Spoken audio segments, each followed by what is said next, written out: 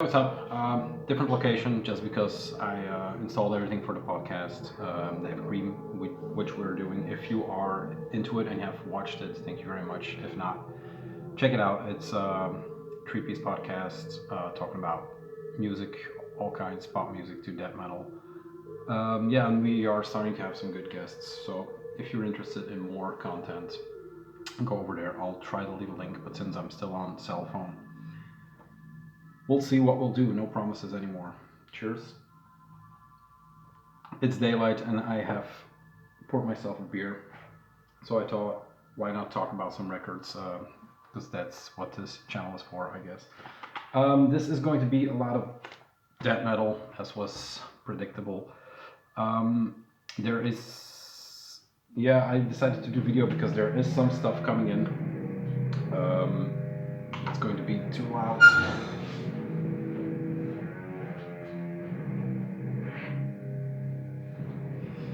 There is some stuff coming in, not at the pace it used to come in, but I think I have a backlog of like, I don't know, maybe 2 videos.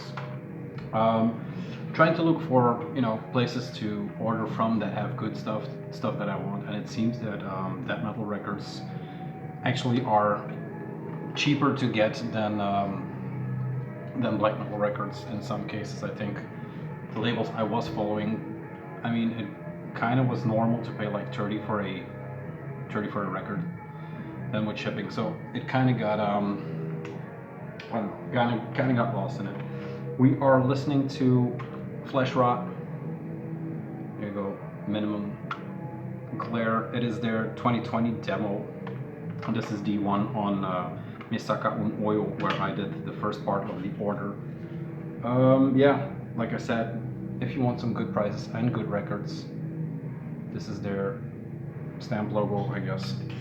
Go over there. They're based in, I always thought they were based in Scandinavia, but it seems they are based in England, so it's all in pounds. But the guy's very much willing to help out if you have questions of stuff like that. So why am I hyping up this label? Everybody knows. So yeah, Fleshrot, Texas, I think. Isn't everything from Texas right now? I can look it up. I'm at the computer. That's maybe the biggest difference from when I'm in the other room. I can look stuff up here, which is a bit cheating, but whatever. Fleshrot, the demo 2002, yeah. Texas, Lubbock. So yeah, it came out on Desert Wasteland Productions. I think that is the American release on a few colors. I think Rasta colors. Not sure. Purple, red, green, and yellow. So yeah, I was right. But the Misaka und Oil Records did the UK and Europe release of this one. Great little slasher VHS inspired demo, but a good one. Let's see. I have 3 LPs or EPs from Misaka, then some random classics, and one that is going to be a classic, and then I have something to top it all off, gifts or semi-gifts from friends. So let's dig in. First thing is Wormridden with Festering Grave. There you go. Dead Tomb. Everywhere you look it says from Japan, even on the sides, Misaka's side. But yeah, it has 1 member from Japan. I prepared. It has Takashi Tanaka, who was also in Anatomy, I'm sorry. But this also has David Mikkelsen, who was in Hyperdontia, who was in Franolith, also Rot, Undergang, or still is in all those bands. So yeah, it is one of the guys that is very prolific in that scene. That is also in Wormridden. Dead Tomb. So yeah, it is filthy, as you would presume by something with these 2, Anatomy, and then all the bands I just mentioned, like Franolith, also Roth, and Undergang. Wormridden is in the demo stage, I would say, instead of the Franolith full-length stage. But this is the demo compilation MSUO did. It is the Infesting the Grave from 2012, and then the Festering Glorification from 2015. Released by Extremely Rotten and MSUO, both. One was a 7-inch cassette and one was a 7-inch and also a cassette. So yeah, recorded 2012. Yeah, it's called Festering Grave. That's what you get. It's filthy dead doom from 2 countries that know how to do ugly music. Yeah, dead doom, so slow, heavy, stinking. The cover is kind of cool. It is a bit more comic than nasty or troubling, but we'll get into the nasty and troubling pretty soon, I guess.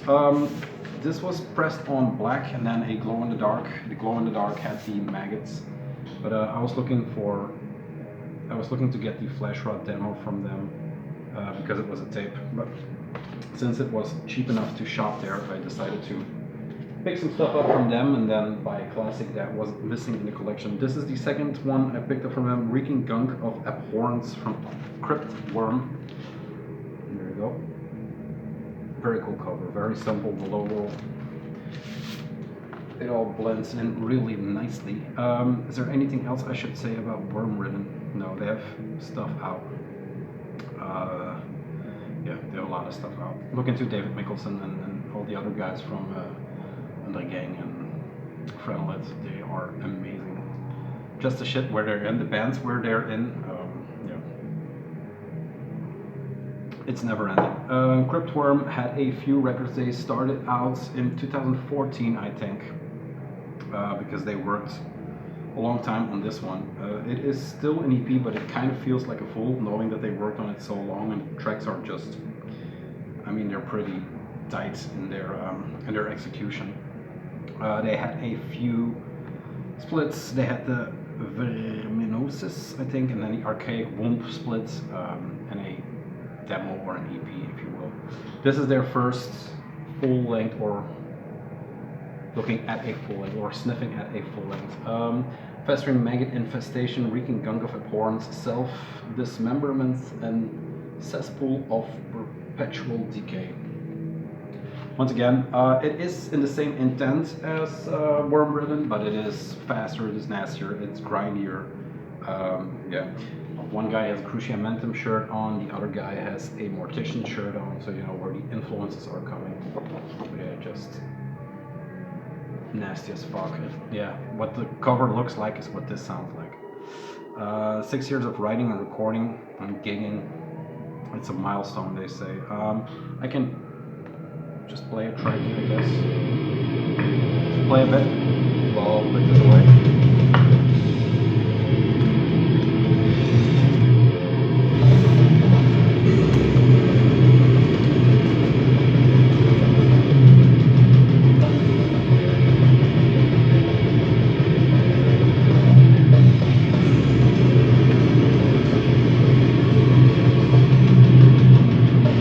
You get it. It's dead, but there are 4 tracks. There is not much variation going on, but I don't want variation. I want this. I want brain numbing, straightforwards, kill everything.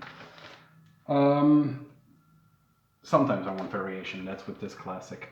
It took me forever to pick it up. Actually, I was fanboying out over the Frenelet tapes and LP I got from Peter.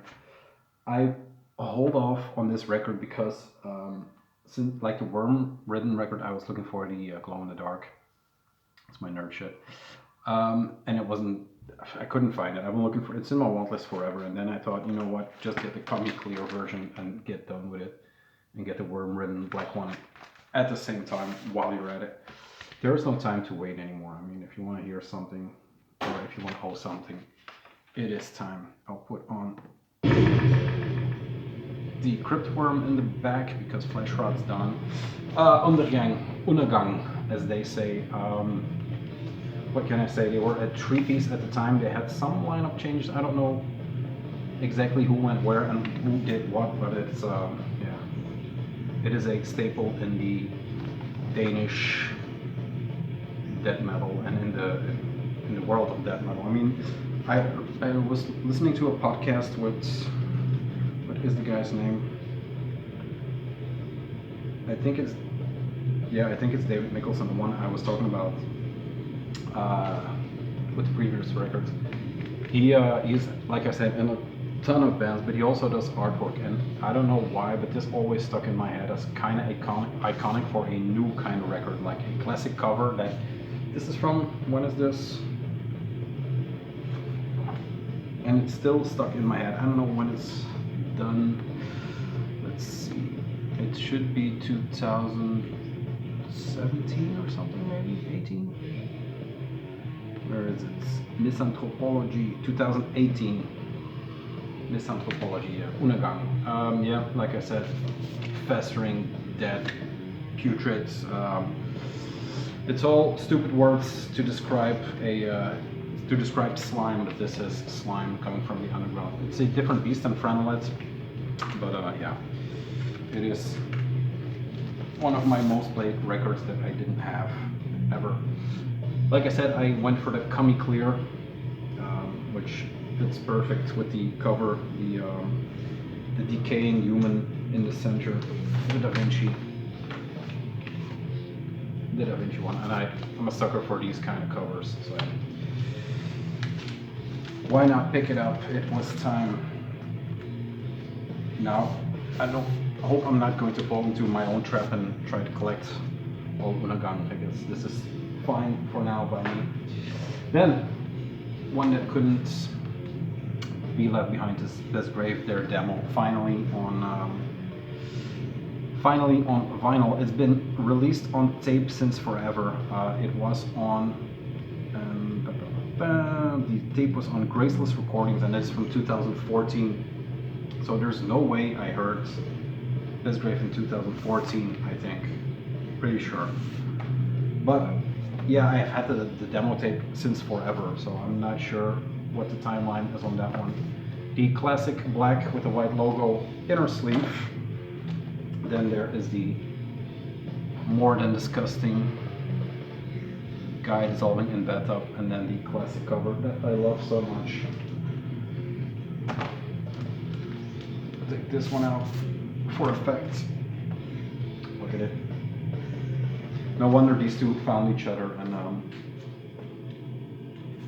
are working together in very cool bands. So yeah, this is Besgrave. I remember on later records they are a 4-part. I'm not sure, but whatever. I'm not pretty sure. Profound Lore Records, of course, picked it up. Bloodfog, Prevail in Hell, Fields of Scattered Bones, Second Sorrowful Mystery, Rust Wind. Shout out to him on Instagram. Good guy. Always comes with this standard bag, poly liner, black vinyl. Can't go wrong with that. And it's nice to have the trilogy on vinyl, actually. Yeah, man.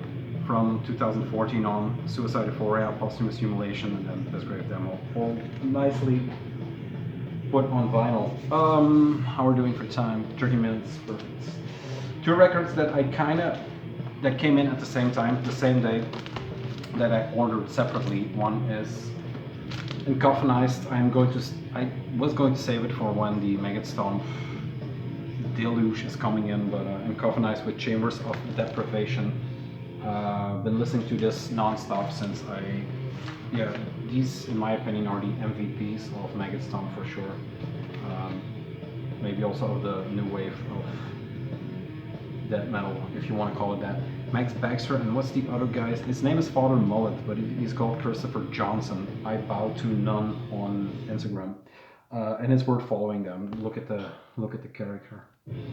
So the drummer and then the guitarist, vocalist. They now have a bassist, I think, but I'm not sure. But yeah, the rip jeans, the high tops, Pit Vipers, and then that drummer. They look them up. They have some videos. They play parking lots. They play just on the streets. They rehearse also in abandoned warehouse sites and stuff like that. Yeah. So yeah, a very good record, Chambers of Deprivation, and their new EP is coming out soon. I'm not sure it's on Maggot Stomp. I think it's on Sewer something else. Their records, or their record label or tape label. But yeah, love the cover. And it reminded me of another classic I never picked up, and I have to be honest, never cared for until not too long ago, but I mean you can see why these two are linked for me. Just in, well, not just in Vision, but in Vision. This is not Slam.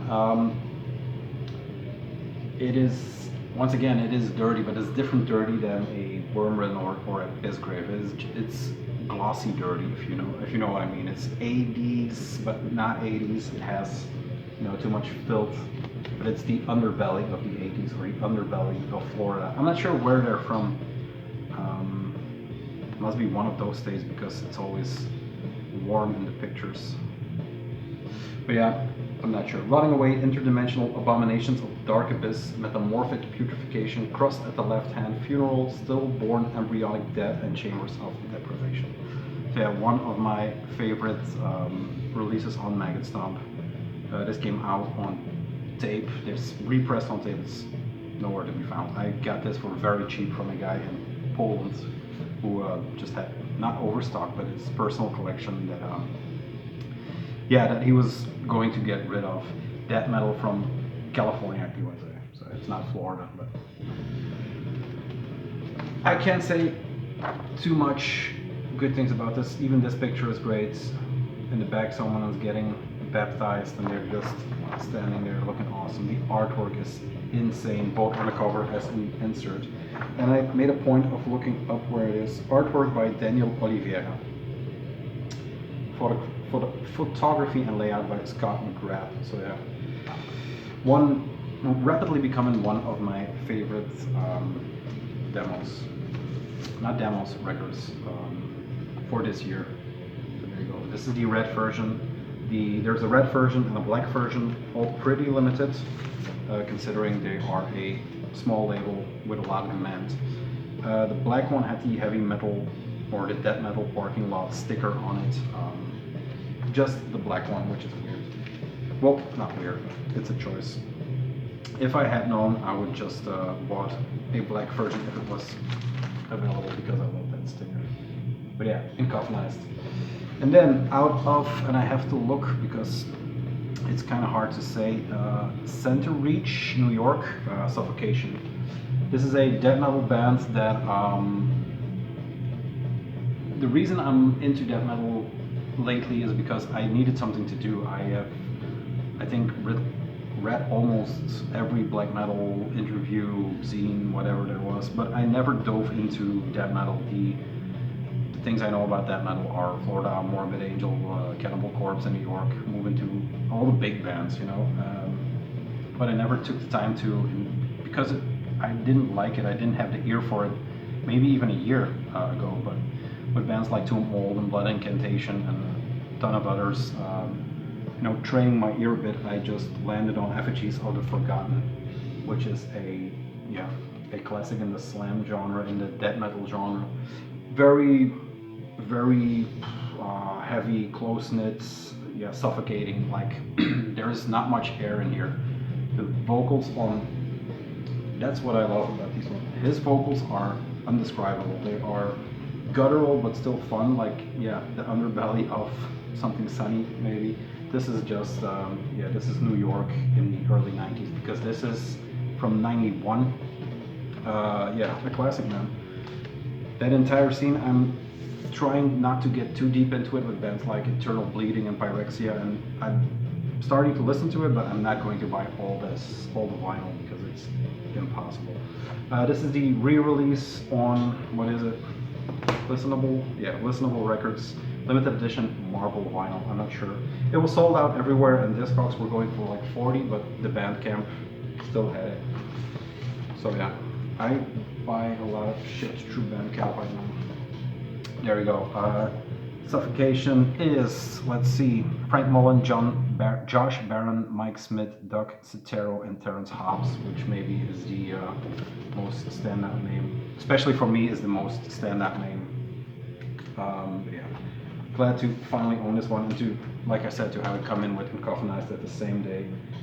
It was kind of cool because the records, I mean, I'll show them once more for slow people, but they are very alike in my opinion. Two more I have. Did I reach the 20-minute? No. Drink.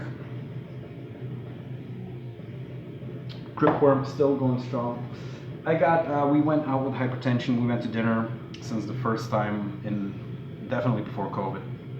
Boekhouder, one of the guys that I don't see too much, maybe least of all, he got me this for my birthday. He picked this up at I think it was at my birthday, I'm not sure. Did they play 23? It won't be on the record. But they had sort of a release show of the book. I think they had 8,000 book. This is Falls of Torment by Liar, a 90s metallic hardcore band that that stole my heart around that time, maybe a little later. I wasn't there for when they released this first full order EP. But yeah, when I went to art school for the first time, there were two guys, Senna and Joran, who gave me Blade, and then I found this. So when I put it on, I was thinking I'm not going to go. I don't know these tracks so good by heart as the Blade, but when Battle Cries came on, the first track, I got the chills all over again. Really great cover by Chris Verwimp. It was a comic book at the time that they found this in, like a Necro Rode Ridder, if you know that. But yeah, Boekhouder, thank you very much for this classic. Finally re-released through FX7. It is a beautiful pressing, very thick pressing. Not a long record, as you can see. Yeah, it is a deep blue. It has some smoke going through it if you hold it up to the light, and then the white splatter. It is, yeah, it's up there with the ones I have as one of the more beautiful pressings. It's all in the nerd details, I guess. And then the other guy that got me a record was Axeman, and he got me the Stooges, the John Cale remix. This is a Vinyl Me Please release, and I finally kind of figured it out how to stock them, or how to, put them away, if you will. It comes with a lot of goodies. The first thing is the obi strip, the cut obi strip with the cocktail. There is a print from the original pressing, or what the original record looks like, and then this is the re-release, like I said, with new artwork, or with new pictures that were never used. I don't know where or who took the pictures. It's on here. I've heard it, and compared to, I only have the CD version, I think, I'm not sure. No, I have the record version too, but I listen to the CD version most. It is very much cleaner. All the fuzz and all the grit is taken out in a song like We Will Fall. You can hear where John Cale comes in, and it's almost, without the dirt on it, it's almost like a Velvet Underground track. So yeah, it is a bit cleaner than what you're used, but it's nice to hear it. Iggy Stooge, Ron Ashton, Dave Alexander, and Scott Ashton, and John Cale on viola with We Will Fall, which gives it that extra, that extra touch. It has the Vinyl Me Please in, it kind of shines. It is foil stamped. I wish they foil stamped this too. I thought it was foil stamped, but once again, nerdy shit. It comes with this, once again, a picture from the session probably, and a live picture with Iggy on the ground. Sleeve photo, town copy, jacket photo courtesy of Joe Brodsky Estates. I thought it was a female who took these. In memory of Ron Ashton, Scott Ashton, and Dave Alexander. It is insane that that Iggy survives all those guys. That will be a sad day when that beautiful man goes. It is a clear red, or a half translucent clear red, very smoky, beautifully done vinyl, and their pressings are immaculate. I have TV on the radio by them. I probably have another, but I can't remember right now. So yeah, it says here, photo courtesy of the Joe Brodsky Estate. I don't know why I thought that was female, but whatever. So yeah, this is number 88. Yeah. First vinyl pressing of Stooges' 1969 debut using John Cale's original mixes. The original punk rock rush on records, said Daryl Easley by BBC Music. It is a classic. I am still obsessed by Stooges, and I probably will be until the day I die. yeah, final updates. I hope all the music shit works out. If not, like I said, once again, constantly testing. But it seems to work for the podcast, so let's keep it running, and we'll see where we'll at. I hit 1,000 subscribers. Maybe that was an incentive to do this. I'm looking over there. Well, I should be looking over there. Yeah, thanks to everyone who subscribed, I guess. If they all would watch, it would be cool, but beggars can be choosers, am I right? Thank you very much, and I'll see you. I have a black metal update, actually, and we'll see, maybe a tabling. No promises. Thanks. Peace.